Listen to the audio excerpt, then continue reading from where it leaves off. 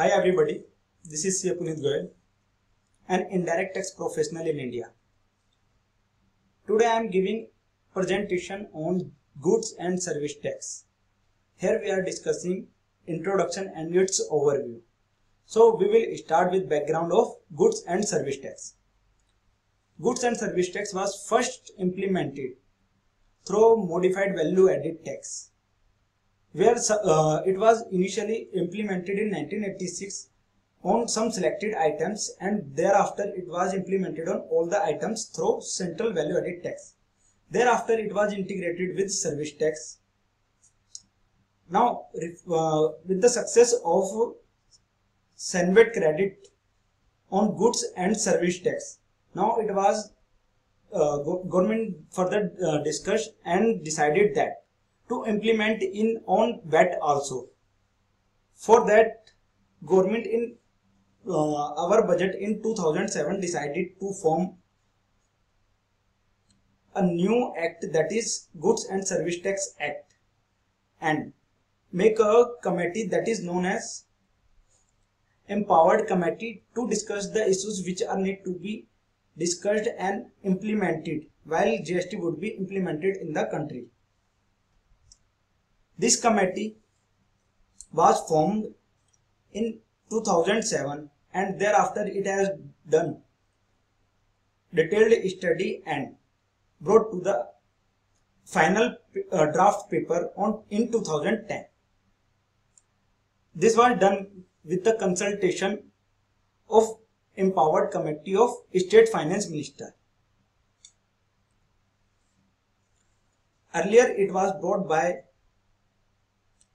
Congress in 2011 through 115th amendment in Constitution, but it could not be due to one and the other reason passed in Lok Sabha, and then further it was introduced by BJP in 2012 through 122nd amendment in Lok Sabha and passed in the Lok Sabha.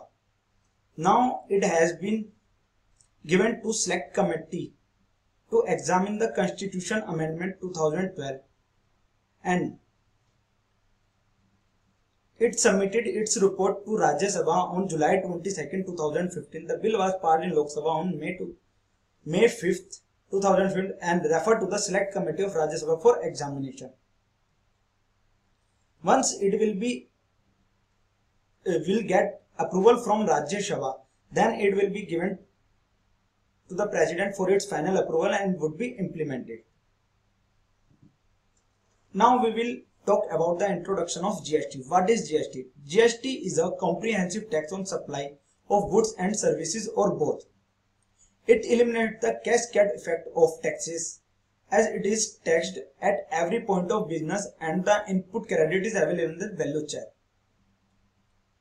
It is also known as value added tax in some countries as in the European countries. The uninterrupted credit in supply chain ensure that the end consumer purchase goods and services at a lower rates as there is no tax on tax and the end consumer bears the tax burden only. Here I am clarifying to you that earlier what was happened that when a particular goods or services was purchased,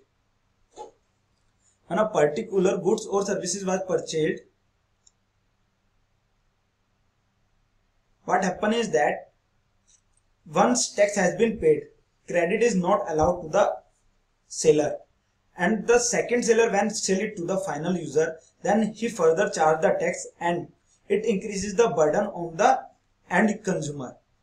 Once GST would be implemented, now because Senvet credit would be available to all the persons in the chain, it will eliminate the cost of the goods and burden on the end user who is using services or purchasing goods.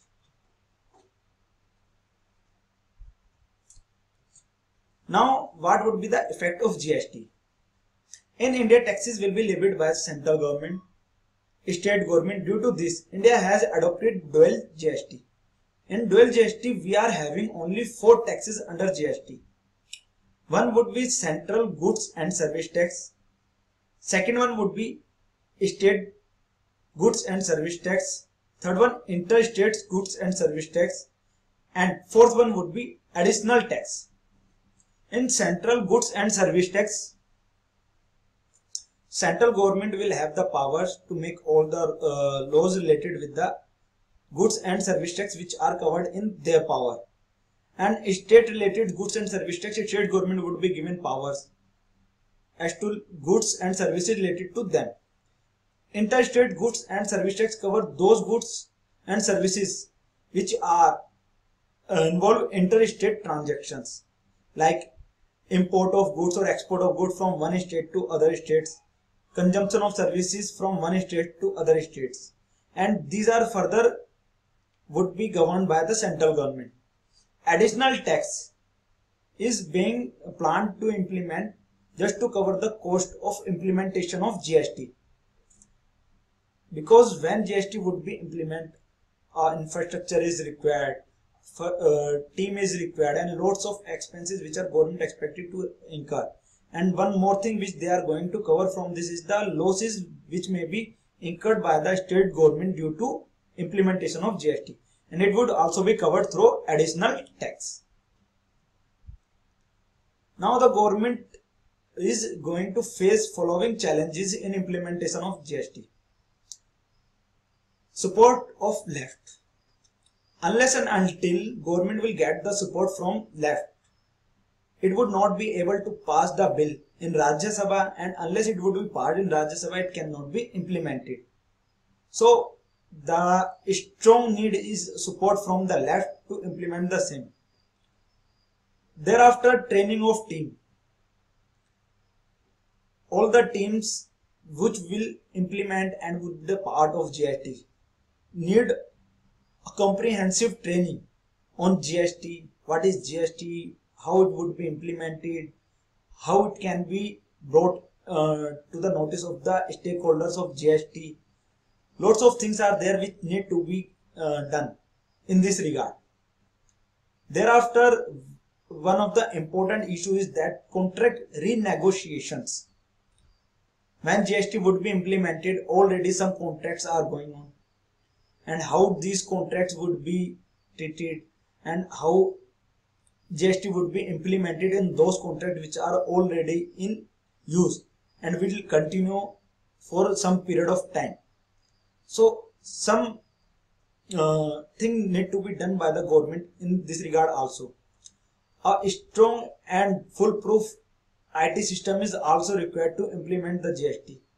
In today's era, if government will not be able to implement and develop a good IT system, then it cannot be possible for the government to implement GST properly and successfully. And the most important and last point is integration of central government and state government. Implementation of GST requires too much collaboration, integrations, and talks between the central government ministers and state government ministers. So one of the big challenge to government is how to establish this integration between the central government and state governments. Thank you friends. I hope the given presentation is useful for you, and you may also see the same in our blog. And if you have any query issue, you may also contact me at the given address and mobile number. I hope it is useful to you, and your useful feedback will be highly appreciated. Thank you.